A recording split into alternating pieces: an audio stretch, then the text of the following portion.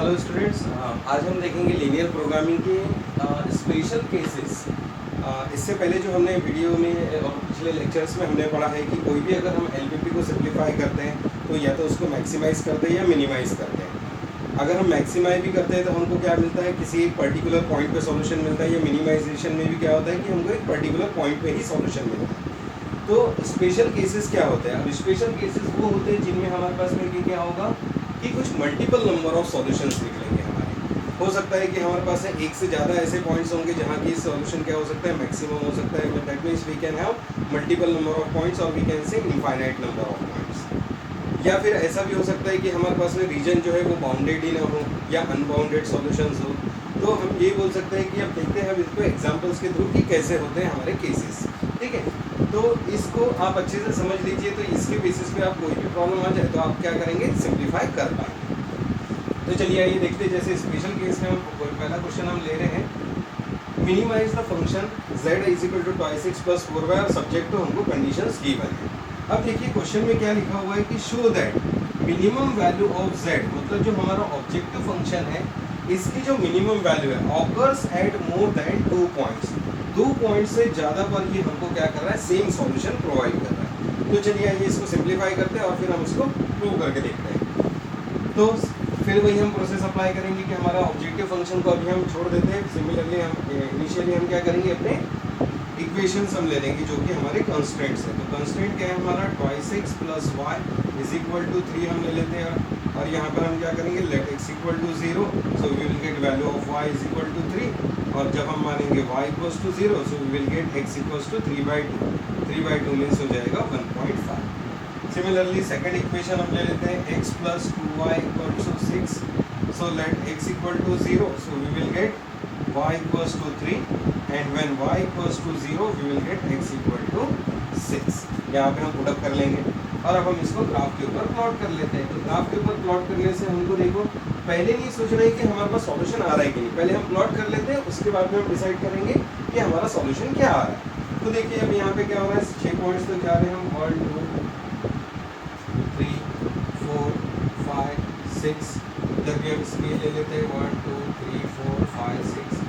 अब आपको तो पता ही है कि स्केल नोट डाउन करनी होती है हमको। On X axis and Y axis आप लिख लेंगे, on X axis and Y axis 1 centimetre is equal to 1 unit. जो भी यूनिट्स होंगे वो हम नोट डाउन कर लेंगे। तो चलिए ये प्लॉट करते हैं। When x equal to 0 y equal to 3, when x equal to 0 y equal to 3, when y equals to 0 x equal to 1.5, y equals to 0 x equal to 1.5। ये क्या आ जाएगा कि इन दोनों पॉइंट्स को ज्वाइन करते हुए हम क्या कर लेते हैं, अपनी लाइन ट्रेस कर लेते हैं। लाइन ट्रेस हो गई तो अब हम देखेंगे इसका कंस्ट्रेंट का इनइक्वालिटी किस साइड है। ये कौन सा सिंबल है, ग्रेटर देन इक्वल टू वाला। ग्रेटर देन मीन्स क्या हो जाएगा कि it is away from origin. तो ये हो जाएगा अवे फ्रॉम ओरिजिन और हमारा पहला इक्वेशन हो गया 2x plus y greater than equal to. Secondly हम ये लाइन प्लॉट करेंगे, x plus 2y equal to 6 वाली, x0 y3 x0 y3 ये वाला पॉइंट हो गया हमारा, और y0 x6 y0 x6। तो ये पॉइंट हो गया। इन दोनों पॉइंट्स को ज्वाइन करके हम लाइन ट्रेस कर लेते हैं। और इस कंस्ट्रेंट का भी जो इक्वेशन है वो कैसा है, ग्रेटर देन वाला। तो अगेन क्या हो जाएगा, this line will move away from origin. तो इस लाइन का इक्वेशन हो गया x plus 2y greater than equal to 6। यहाँ तक तो हमने बेसिकली पढ़ा हुआ है। तो अब देखिए अब वो क्या रहा है, अब हम अपने रीजन्स को लेते हैं। रीजन में क्या हो रहा है कि हम इसके बाहर का रीजन लेंगे या इसके बाहर का, दोनों लाइन क्या हो रही है, बाहर की साइड, इसके भी बाहर इसके भी बाहर, मतलब सबसे आउटर मोस्ट रीजन हमारा कौन सा आने वाला है, ये वाला। अब देखिए हम आउटर मोस्ट रीजन तो ले ही रहे, साथ में हम क्या देखना है हमें कि इस लाइन के बाहर और इस लाइन के बाहर, तो हम ये वाला रीजन कंसिडर नहीं कर सकते। क्यों नहीं कंसिडर कर सकते, क्योंकि हमारे पास एक और कंडीशन है, x and y greater than 0। That means कि वो कौन सा क्वाड्रेंट होगा, फर्स्ट क्वाड्रेंट ही हो सकता है। तो x की वैल्यू 0 y की वैल्यू 0, मतलब ये क्या हो गया हमारा सॉल्यूशन, ये इधर आ जाएगा, ये हो जाएगा हमारा फिजिबल रीजन। तो अब देखिए फिजिबल रीजन में क्या हो रहा है कि जो इंटरसेक्टिंग पॉइंट है हमारा ये रहा, मान के चल लेते हैं दिस पॉइंट ए और एक मान लेते हैं सपोज दिस पॉइंट बी। तो ए और बी के हम कोऑर्डिनेट्स फाइंड आउट कर लेते हैं। तो ए के कोऑर्डिनेट क्या आ गए हमारे पास में, x में 0 y में 3, तो 0 एंड 3। फिर क्या हो जाएंगे, बी पॉइंट के कोऑर्डिनेट हो जाएंगे x में 6 y में 0, x में 6 y में 0, और इनको हम पुट अप कर लेते हैं इस इक्वेशन में। तो क्या हो जाएगा, z will be equals to कितना गिवन है हमको, 2x plus 4y। So z at point A हम फाइंड आउट करते हैं। तो x की वैल्यू 0, y की वैल्यू 3, 2 इंटू 0 प्लस 4 इंटू 3, तो रिजल्ट आउटपुट आया हमारा 12 यूनिट्स। फिर वैसे ही हम बी पॉइंट्स के भी कोऑर्डिनेट को यहाँ पुट कर लेते हैं, जेड बी। सो 2 इंटू 6 प्लस 4 इंटू 0, तो ये भी आउटपुट आ गया हमारा 12। तो जैसा कि आप देख सकते हैं कि यहाँ पर क्या हो रहा है कि ए पॉइंट का भी सॉल्यूशन हमारा 12 आ रहा है, बी पॉइंट का भी सॉल्यूशन हमारा 12 आ रहा है, और इसके अलावा हमारे पास में कोई पॉइंट्स हमको नजर नहीं आ रहा। तो देखिए यहाँ पे लिखा था कि show that minimum value of Z occurs eight more than 2 points, 2 point से ज्यादा। तो देखिए एक क्या हो रहा है, हमारा मिनिमम सॉल्यूशन 12 यहाँ पर भी आ रहा है और यहाँ पर भी आ रहा है, ए पॉइंट और बी पॉइंट पे। तो इससे क्या प्रूव हो रहा है कि इस लाइन के अगर आप कोई भी पॉइंट को कंसीडर करेंगे और उसको आप अपने ऑब्जेक्टिव फंक्शन में अगर पुट अप करेंगे तो उसके क्या होंगे, सॉल्यूशंस इतने ही आएंगे, 12 और 12 ही आएगा, उसके अलावा कोई सॉल्यूशन नहीं है। अगर मैं ये पॉइंट कंसीडर कर लूँ, 3 ले लूँ और इधर से 2 ले लूँ, तो जो भी क्या होगा, यहाँ पे अगर आप पुट अप करेंगे तो आपको सॉल्यूशन क्या मिलेगा, 12 ही मिलेगा। आप इस लाइन का कोई भी एक पॉइंट पकड़ लीजिए और उसके कोऑर्डिनेट्स आप इस ऑब्जेक्टिव फंक्शन में पुट अप करेंगे तो आपका सॉल्यूशन क्या आएगा, 12 ही आएगा। तो इससे ये प्रूव हो रहा है कि हमारे पास में क्या हो रहा है कि हमारे पास 2 पॉइंट से ज़्यादा की जगह हमारे पास क्या हो रहा है, एक जैसा सॉल्यूशन ऑकर हो रहा है। तो हम ये बोल सकते हैं कि ऑन लाइन ए बी, जो ये हमने लाइन ड्रॉ की है, any point will give the same result of objective function,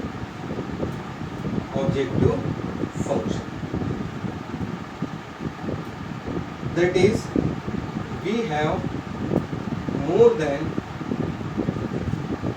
2 points at which solution will occur.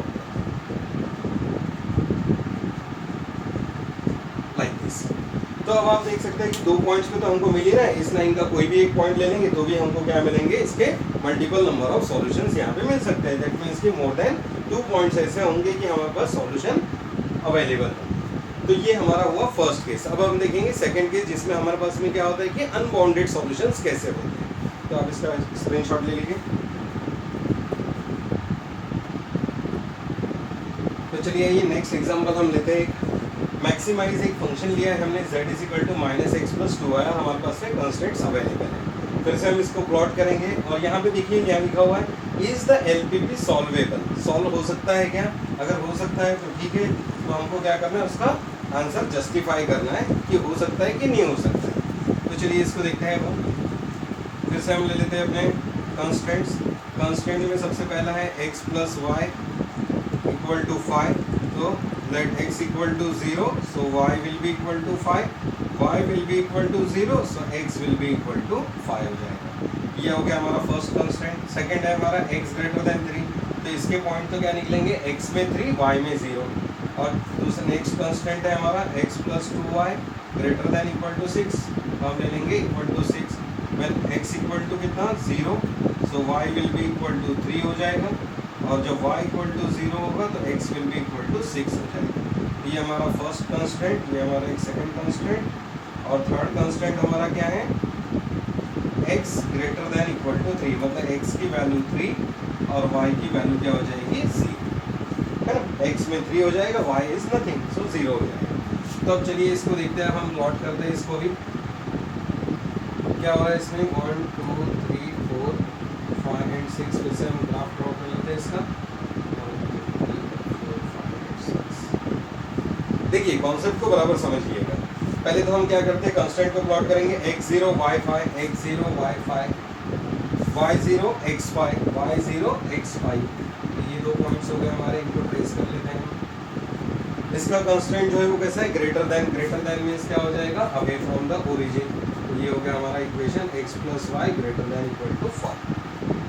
Next है हमारा x plus 2y equal to 6, इसके पॉइंट्स हैं x0 y3, x में 0 y में 3, और फिर हो जाएगा y में 0 x में 6, तो y में 0 x में 6, तो ये पॉइंट हो गया। दोनों पॉइंट्स को ज्वाइन करके हम लाइन ट्रेस कर लेते हैं। और इसका भी रीजन किधर आएगा, अवे फ्रॉम द ओरिजिन। क्यों, क्योंकि ये फिर से क्या है, ग्रेटर देन वाला है। तो ये हो गया हमारा x + 2y greater than equal to 6। तो आप जब एग्जाम्पल सॉल्व करेंगे तो हमेशा लाइन के साथ में उसका इक्वेशन भी नोट डाउन कीजिए, ठीक है। अब देखिए थर्ड इक्वेशन था हमारा x ग्रेटर देन 3, मतलब x की वैल्यू 3, y की वैल्यू 0। सिर्फ एक ही पॉइंट है तो वो यहीं से पास होगा, मतलब इसके पैरेलल y के बिल्कुल पैरेलल जाएगा। और इसका भी रीजन होगा अवे फ्रॉम द ओरिजिन। तो ये हमने ले लिया x greater than equal to 3 का इक्वेशन। तो अब आइए ढूंढते हैं इसमें फिजिबल रीजन कहाँ होगा। इस सेगमेंट के बाहर, इसके भी बाहर और इसके भी बाहर। तो सबसे आउटर मोस्ट रीजन देखिए हमारे पास में ये दिख रहा है हमको, इस लाइन के बाहर, इस लाइन के बाहर और इस लाइन के बाहर। तो सबसे आउटर मोस्ट रीजन कौन सा आया, ये हमारा आउटर मोस्ट रीजन हो गया है। अब देखिए इस आउटर मोस्ट रीजन की खासियत क्या है। अब हमको क्या बोला हुआ है, ये हमारा फिजिबल रीजन होना चाहिए, है ना। अब लेकिन हमारे पास क्वेश्चन कैसा है कि मैक्सिमाइज। अब देखिए यहाँ थोड़ा सा ध्यान से आप समझिए कि होता क्या है। जैसे अभी तक हम क्या करते थे कि जितने भी हमारे इंटरसेक्टिंग पॉइंट्स आते थे फिजिबल रीजन के, हम वो सिलेक्ट करते थे। जैसा कि आपको दिख रहा है कि ये एक हमारा इंटरसेक्टिंग पॉइंट है और यहाँ पर भी हमको एक इंटरसेक्टिंग पॉइंट दिख रहा है और यहाँ पर भी एक इंटरसेक्टिंग पॉइंट दिख रहा है ना। लेकिन इन इंटरसेक्टिंग पॉइंट्स को अगर आप देखेंगे तो ये किधर है, सबसे अंदर की तरफ है ना, अंदर की तरफ। अगर इन पॉइंट्स को अगर हम इक्वेशन में पुट करेंगे तो हमको क्या मिलेगा, वो मिनिमम सॉल्यूशन। पॉइंट जितना ज़्यादा बाहर होता है वो उतना ही मैक्सिमम सॉल्यूशन देता है और पॉइंट जितना ज़्यादा अंदर होता है वो उतना ही हमको मिनिमम सॉल्यूशन देगा। तो अब हमको पूछा क्या गया है इस क्वेश्चन में कि हमको करना था मिनिमाइज, मैक्सिमाइज हमको करना है। और हमारे पास जो पॉइंट आ रहे हैं इनर बाउंड्री के आ रहे हैं, बाकी हमारा रीजन तो ये कहीं तक भी हो सकता था। अब हम अगर मैक्सिमम पॉइंट अगर मैं चूज करने जाऊँ तो मैं कौन सा पॉइंट लूँ, ये वाला पॉइंट लूँ या ये वाला पॉइंट लूँ या ये वाला, ये तो कहाँ तक जाएगा, इनफाइनाइट बाउंड्री तक जाएगा। दैट मीन्स कि इसके मैक्सिमम वैल्यू जो है वो बहुत सारी जगह हो सकती है। मिनिमम वैल्यू अगर देखी जाए तो ये 3 पॉइंट्स पर हो सकती है, 3 में से किसी एक पॉइंट पर यहाँ पे हमको एग्जिस्ट करेगी। लेकिन मैक्सिमम, इसी क्वेश्चन को मैं मिनिमाइज कर दूँ तो सिंपली हम क्या कर सकते हैं, A point, B point, C point, तीनों को हम पुट अप करके हम क्या कर सकते हैं, उसका सॉल्यूशन प्रोड्यूस कर सकते हैं। लेकिन हमको बोला गया कि इस फंक्शन को मैक्सिमाइज करो। मैक्सिमाइज करने अगर हम जाएंगे तो हमारे पास में क्या हो जाएंगे, इनफाइनाइट नंबर ऑफ पॉइंट्स हो सकते हैं। तो इसका क्या हो गया, कोई बाउंडेशंस नहीं हुआ। तो ऐसे सॉल्यूशन को हम डिफाइन करते हैं अनबाउंडेड सॉल्यूशन, क्योंकि इसकी कोई बाउंड्री की सीमा ही नहीं है। हम इसको कहीं तक भी ले जा सकते हैं कि ये क्या हो जाएगा, हमारा रीजन बहुत दूर दूर तक जाएगा। तो ऐसे केसेस में हम क्या बोलेंगे कि ऐसे रीजन को अनबाउंडेड सॉल्यूशन बोला जाएगा। The LPP is having unbounded solution, unbounded solution. देखिए मैं एक बार फिर रिपीट कर देता हूँ। अगर यही क्वेश्चन हमारा सिर्फ यहाँ पे मैक्सिमम की जगह अगर मिनिमाइज होता तो यहाँ पर क्या हो जाते हैं, हमारे जो अंदर के पॉइंट्स है वो हमको मिनिमम सॉल्यूशन देते। लेकिन हमको बोला है कि मैक्सिमाइज करो तो हमको कौन से पॉइंट चाहिए, जो बाहर के हैं, जो दूर है। तो यहाँ से दूर तो हम कहीं तक भी जा सकते हैं, इसलिए क्या हो गया, इसका अनबाउंडेड सॉल्यूशन यहाँ पे हो गया। तो इस क्वेश्चन का सॉल्यूशन हो जाएगा अनबाउंडेड सॉल्यूशन।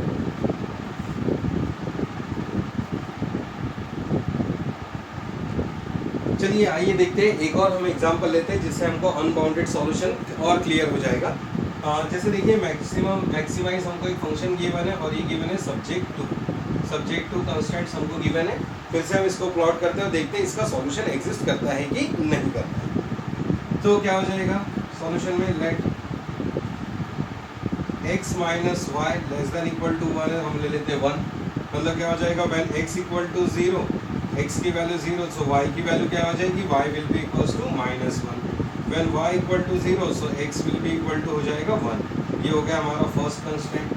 सिमिलरली हम ले लेते हैं अपना second constraint, x minus Y greater than 0।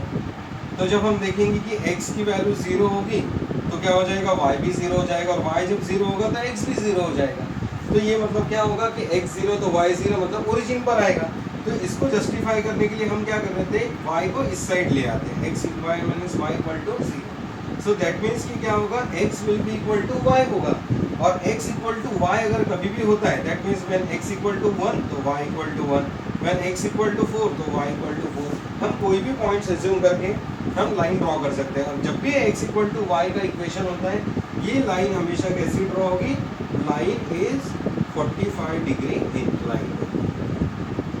Always जब भी x इक्वल टू y होगा तो ये क्या होगा, line is inclined at 45 degree and passing through the origin. तो चलिए आइए इसको देखते हैं कैसे हम प्लॉट कर सकते हैं।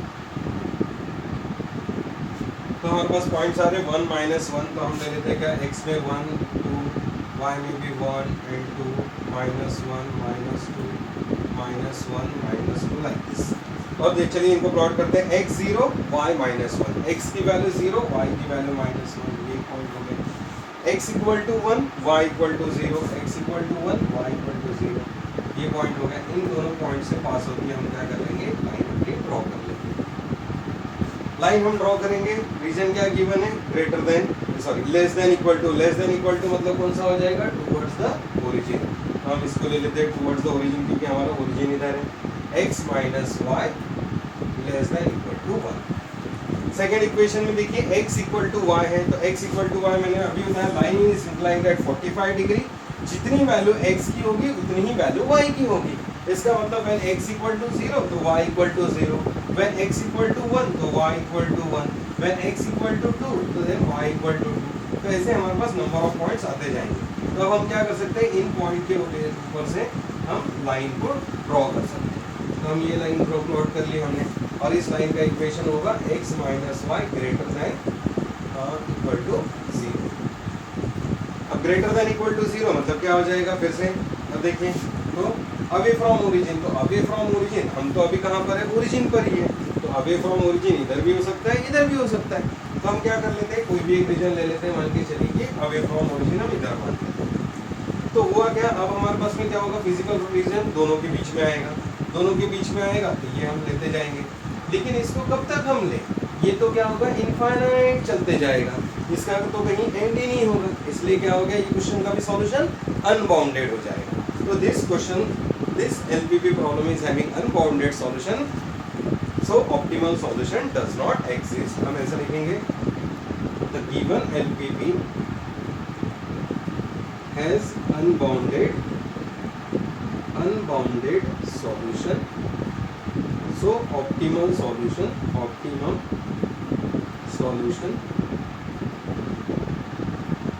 does not exist।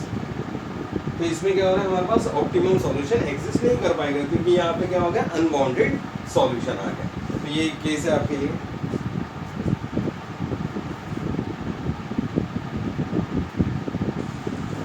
तो चलिए स्पेशल केस ऑफ LPP को समझने के लिए एक और हम केस ले रहे हैं। अब ये अनबाउंडेड सॉल्यूशन से हटके होगा, कि इसमें क्या होगा कि हमारे पास में कोई फिजिबल रीजन ही नहीं मिलेगा। तो अब देखिए ये और एक अलग टाइप का केस है, जिससे हमारे क्या हो जाएंगे, सारे स्पेशल केसेस ऑफ LPP हम अच्छी तरीके से सॉल्व कर पाएंगे। तो चलिए आइए देखते हैं एक और एग्जांपल, जिसमें अब क्या होने वाला है। तो चलिए देखिए, यहाँ पर अब कहीं पे भी नहीं लिखा हुआ है कि फंक्शन को हमको मिनिमाइज करना है कि मैक्सिमाइज करना है। तो ये एक पॉइंट हो गया। दूसरा कि कांस्टेंट तो हमको गिवन है, तो एज इट इज जैसे अभी तक हमने किया वैसे ही हम क्या कर लेंगे, पॉइंट्स निकाल लेते हैं। x plus Y equal to 8, let x equal to 0, y equal to 8। When x equal y equal to 0 तो क्या हो जाएगा, x will be equal to 8। Similarly हम ले लेते हैं सेकेंड इक्वेशन अपना, 3x plus 5y is equal to 15। तो व्हेन x इक्वल टू 0 तो 5y इक्वल टू 15, मतलब y equal to 3। When y equal to 0 so x will be equal to हो जाएगा 15/3। तो चलिए आइए इसको प्लॉट करते हैं। अब इसमें देखिएगा आपको एक डिफरेंट टाइप का पैटर्न नजर आएगा। तो डिफरेंट पैटर्न क्या होने वाला है कि इसमें देखिए 1 2 3 4 5, और इधर भी हम ले लेते हैं 1 2 3 4 5, ठीक है। और अब देखिए क्या हो रहा है, x 0 y 8, तो y में 8 तक जाना है हमको, 6 7 और में 8 पॉइंट यहाँ पे अभी कंसिडर कर लेगा, ठीक है। फिर देखिए मैक्सिमम वैल्यू तो 8 तक ही जा रही है, तो x में भी ले लेते हैं 6 7 एंड 8। तो देखिए x 0 y 8, x की वैल्यू 0 y की value 8। When x equal to 8 y equals to 0, तो ये दो पॉइंट्स हो गए हमारे, इनको जॉइन हम कर लेते हैं। और देखिए यहाँ से क्या हो जाएगा, इस लाइन का जो इक्वेशन है वो ग्रेटर देन वाला है। ग्रेटर देन मतलब किधर हो जाएगा, away from the origin. So this equation resembles x plus y greater then 8। ना, तो वो लाइन क्या हो गया, आउटर रीजन लेगी। अब देखिए क्या होगा सेकंड इक्वेशन में हमारा x0 y3 एक पॉइंट हो गया, x5 y0, x की वैल्यू 5 y0, इन दोनों पॉइंट्स को भी हम ज्वाइन कर लेते हैं। और इस लाइन का इक्वेशन आप देख सकते हैं कि कैसा है, लेस देन वाला है, मतलब 3x + 5y less than equal to 15। और लेस देन का इक्वेशन है मतलब हमको रीजन लेना है टुवर्ड्स ओरिजिन, तो ओरिजिन तो हमारा इधर रहा, तो इस लाइन को हम किधर डाइवर्ट कर देंगे, टुवर्ड्स ओरिजिन। तो अब इसमें आप फिजिबल सॉल्यूशन को ढूंढ के देखिए कि क्या हो रहा है। ये लाइन बोल रही है कि इसके इनर साइड का रीजन लेना है, मतलब हमने चूज करना चाहिए दिस साइड रीजन। और ये सेगमेंट क्या डिफाइन कर रहा है कि इसके आउटर का रीजन हमने लेना चाहिए, क्योंकि हमने इसको डाइवर्ट किया है अवे फ्रॉम द ओरिजिन। तो अब देखिए होता क्या है, फिजिबल सॉल्यूशन वो होता है जो सारी कंडीशंस को सेटिस्फाई करता हो। तो अब यहाँ क्या हो रहा है, ये लाइन अलग ही भाग रही है, ये लाइन अलग ही भाग रही है, तो आप देख सकते हैं ना, इससे एक डिफरेंट सॉल्यूशन मिलेगा, इससे एक डिफरेंट सॉल्यूशन। हाँ, अगर ऐसा होता है कि ये line away from the origin होती, ये लाइन टुवर्ड्स द ओरिजिन होती, तो हमको बीच का एक कॉम्पैक्ट रीजन मिल जाता। लेकिन इस केस में क्या हो रहा है कि ये सेगमेंट क्या हो रहा है कि हमको इनर साइड का रीजन लेना है, और ये सेगमेंट क्या डिफाइन करना है कि हमको आउटर साइड का रीजन हमको सिलेक्ट करना है। तो हम यहाँ पे तो असमंजस में आ गए कि हमने रीजन ये वाला लेना चाहिए, ये आउटर वाला रीजन हमने चूज करना चाहिए। तो यहाँ पर क्या हो रहा है, हम ये डिफाइन नहीं कर पा रहे कि हमारा फिजिबल सॉल्यूशन ये होना चाहिए या ये होना चाहिए। तो ऐसे केसेस में हम बोल सकते हैं कि does not have any feasible solution. So the given LPP does not have any feasible solution। तो इस तरीके से ये होते हैं हमारे लीनियर प्रोग्रामिंग के सब स्पेशल केसेस। तो हमने देखा कि इनफाइनाइट नंबर ऑफ सॉल्यूशंस भी हो सकते हैं, मतलब मल्टीपल नंबर ऑफ सॉल्यूशंस हो सकते हैं, या अनबाउंडेड सॉल्यूशन हो सकते हैं, या तो फिर हो सकता है कि हमारे पास फिजिबल सॉल्यूशन एग्जिस्ट ही नहीं करता हो। तो इन सब केसेस को आप ध्यान में रखिएगा, जब भी आप एग्जाम में कोई भी क्वेश्चन सॉल्व करते हैं तो आंसर लिखते हुए तो आपको ध्यान रखना है कि मिनिमाइज करना है कि मैक्सिमाइज करना है। तो क्वेश्चन को जब सॉल्व करें तो हमारा अनबाउंडेड सॉल्यूशन है कि बाउंडेड सॉल्यूशन है कि फिजिबल सॉल्यूशन है कि नहीं है, ये सारी चीज़ें हमको डिफाइन करनी है। तो आप ये सारी चीज़ें अच्छे से पढ़ लीजिए। And thank you. आज हम इतने भी क्लोज करेंगे, और इसके नेक्स्ट लेक्चर में तो अब हमारे पास ये टॉपिक हमारा फिनिश ही हो चुका है, तो हम नए टॉपिक पर आगे बढ़ेंगे। तो अगर आप लोगों ने सब्सक्राइब नहीं किया होगा मेरे चैनल को, तो आप सब्सक्राइब कर लीजिए ताकि आपको नए वीडियोस के बारे में जानकारी मिल सके। Thank you very much.